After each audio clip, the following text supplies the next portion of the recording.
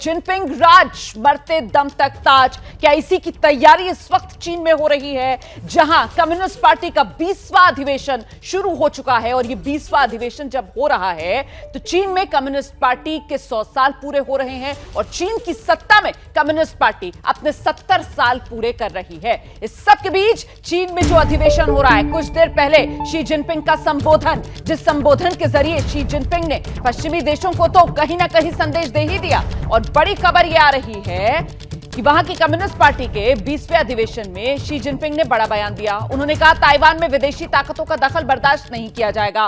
उम्र के आधार पर नए प्रधानमंत्री का नाम तय होगा। यह सूत्रों के हवाले से बड़ी खबर। ताजपोशी से पहले ताइवान को लेकर भी शी जिनपिंग ने अपनी बात खरी खरी रख दी। ताइवान में विदेशी ताकतों का दखल कतई बर्दाश्त नहीं किया जाएगा, यह शी जिनपिंग की तरफ से कह दिया गया। विदेशी दखल का करारा जवाब दिया है, आगे भी देते रहेंगे। ये शी जिनपिंग की खरी खरी, खासतौर से अमेरिका, पश्चिमी देशों को।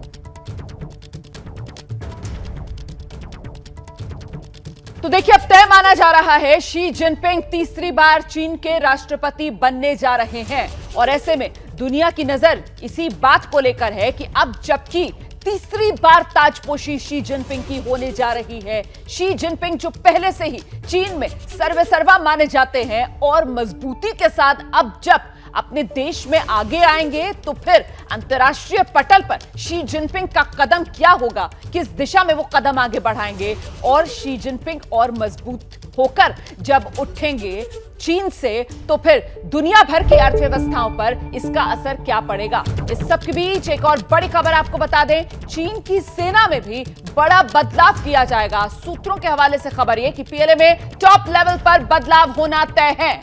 हम सीधे रुक करते हैं, मेरे साथ मेरे सहयोगी अभिषेक उपाध्याय इस वक्त मौजूद हैं और जरा अभिषेक से जानते हैं कि पहले ही पूरा कंट्रोल शी जिनपिंग के पास सैन्य तौर पर अपनी पसंद के कमांडर्स वो किस तरीके से नियुक्त करते आए हैं, ये सुर्खियां बटोरती रही हैं खबरें। और अब चीनी सेना में और बड़े बदलाव, ये क्या संकेत दे रहे हैं अभिषेक?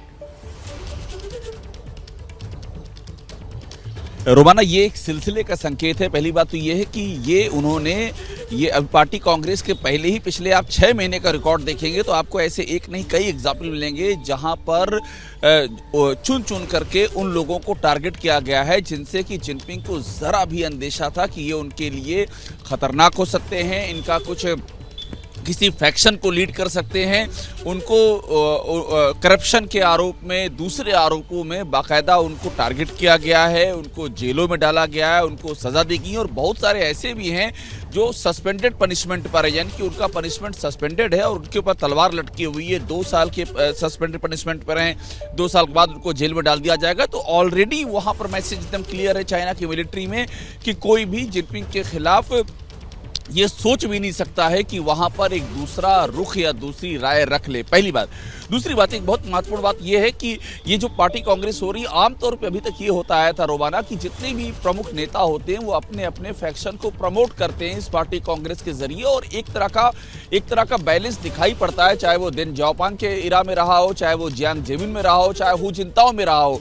लेकिन इस बार ये पहली बार हो रहा है, आप कह लीजिए कि माओ के बाद ऐसा पहली बार हो रहा है कि यहाँ पर कोई फैक्शन नहीं है, कोई असंतोष का या हल्की सी भी अलग राय रखने वाला स्वर नहीं है। जितने भी प्रमोट हो रहे हैं वो सब के सब जिनपिंग के वफादार हैं। तो ये सिलसिला है, ये वहाँ के मिलिट्री से लेकर के वहाँ के अलग अलग जो पॉलिटिकल आर्गन है, हर जगह पर वही चीजें हो रही कि जिस पे जिनपिंग को ट्रस्ट है वही आगे की ओर बढ़ेगा। बड़े बढ़िया अंदाज में अभिषेक ने इस बात को समेटा कि साहब, संकेत यही कि सिलसिला जो है जारी है और सिलसिला यही है कि पूरा कंट्रोल शी जिनपिंग का चीन पर, चाहे वो बतौर राष्ट्रपति हो, चाहे वो बतौर सबसे बड़े सैन्य सर्वोसर्वा के तौर पर हो। और इस बीच सेना में जो बड़े बदलाव के संकेत मिल रहे हैं, इसी पर एक रिएक्शन जल्दी से लेते हैं। प्रणय उपाध्याय भी हमारे साथ लगातार बने हुए हैं। प्रणय, इस रूप में भी इसको देखा और समझा जाए कि विस्तारवाद की जो चीन की नीति है उसी को और धार देने के लिए ये कुछ और बड़े कदम, कुछ और बदलाव अपने मन मुताबिक जो शी जिनपिंग बढ़ा सकते हैं आगे?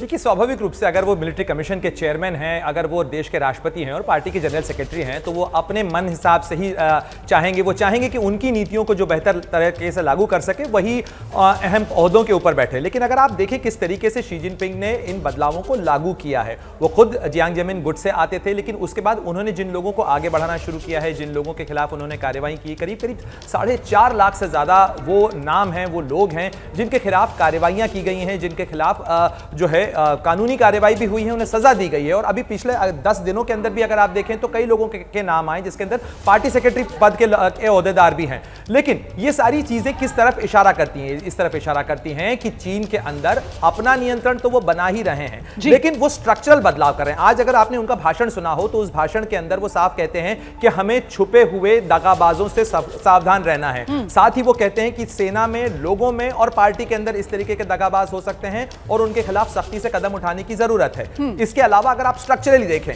तो वो धीरे धीरे सैन्य और जो टेक्निकल एक्सपर्ट्स हैं उनकी संख्या बढ़ाते जा रहे हैं। ये जो कम्युनिस्ट पार्टी है ये किसानों और कामगारों से निकली हुई पार्टी थी, लेकिन अब इसके अंदर उद्योगपति भी हैं, इसके अंदर जो आर्टिफिशियल इंटेलिजेंस से लेकर साइबर सिक्योरिटी से लेकर इसके अंदर जो इंटरनेट ऑफ थिंग्स, इसके जानकार जो लोग हैं, जो टेक्निकल एक्सपर्ट्स हैं, बिल्कुल नई तकनीक से जुड़े प्रोफेशनल्स जो हैं उनकी भी संख्या लगातार बढ़ाई जा रही है। और इस सब के बीच महत्वपूर्ण ये हो जाता है कि अब जबकि शी जिनपिंग जितने कदम वो उठा रहे हैं ना, वो चीन में अपनी जगह को और सिक्योर और मजबूत करने की दिशा में ही उनके ये तमाम कदम फिलहाल नजर आ रहे हैं। और ऐसे में जब शी जिनपिंग और मजबूत होकर उभरेंगे चीन में, तो इसका असर दुनिया पर और खासतौर से भारत पर किस रूप में देखा और समझा जाना चाहिए। क्या मजबूरी है मेरी, बताइए।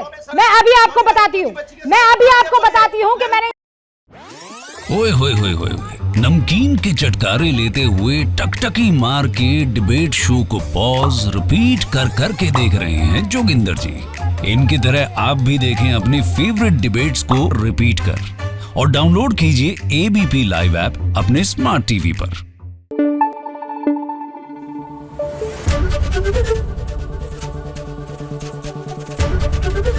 एबीपी न्यूज आपको रखे आगे।